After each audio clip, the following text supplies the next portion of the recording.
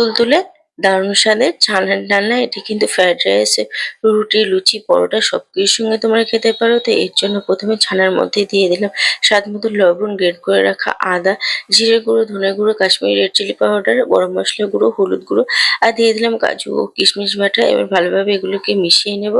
তো এখানে কিন্তু মিশানো হয়ে গেছে। এবার বাইন্ডিং এর জন্য দিয়ে দেবো 2 চামচ ময়দা। 2 চামচ ময়দা দিয়ে ভালো করে এটাকে মেখে নেব। তারপরে এর থেকে ছোট ছোট লুচির মতন লেচি কেটে নেব। তোমরা চাইলে কিন্তু বড় শেপও করে নিতে পারো। হাতে এইভাবে চ্যাপটা চ্যাপটা করে ডালনাগুলো রেডি করে নিয়েছি। একটা মিক্সিং জারে নিয়ে নিলে আদা, টমেটো আর কাঁচা লঙ্কা ফাইন একটা পেস্ট করে নেবো। এদিকে কড়াইতে তেল গরম করে দিয়ে দিলাম ছানার ডালনাগুলো। ছানার ডালনাগুলো একদমই হালকা হাতে এপিট ওপিট উল্টে একদম লাল লাল করে ভেজে নেব। ছানার ডালনাগুলো কিন্তু ভাজা হয়ে গেছে।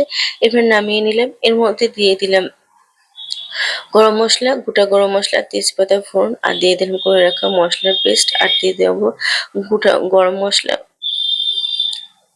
জিরের গুঁড়ো, ধনের গুঁড়ো, কাশ্মীরি রেড চিলি পাউডার, গোলমরিচ গুঁড়ো আর হলুদ গুঁড়ো ফাইন একটা পেস্ট। ভালো করে এটাকে মিশিয়ে কষিয়ে নেবো। তারপরে এর মধ্যে দিয়ে দিলাম কাজু, পোস্ত ও চারমগজ বাটা। এটাকেও ভালোভাবে কষিয়ে নিয়েছি। দিয়ে দিলাম পরিমাণ মতো জল। ভালোভাবে গ্রেভিটা 8 থেকে 10 মিনিট মতন ফুটিয়ে নেব। তারপরে দিয়ে দিলাম ছানার ডালনা। নামানোর আগে দিয়ে দিলাম গরম মশলা গুঁড়ো আর বাটার। তোমরা চাইলে ঘিও দিতে পারো। তো বন্ধুরা, রেডি হয়ে গেল দারুণ স্বাদের ছানার ডালনার রেসিপি। এটা কিন্তু দারুণ টেস্ট হয়। একবার বানিয়ে অবশ্যই দেখতে পারো।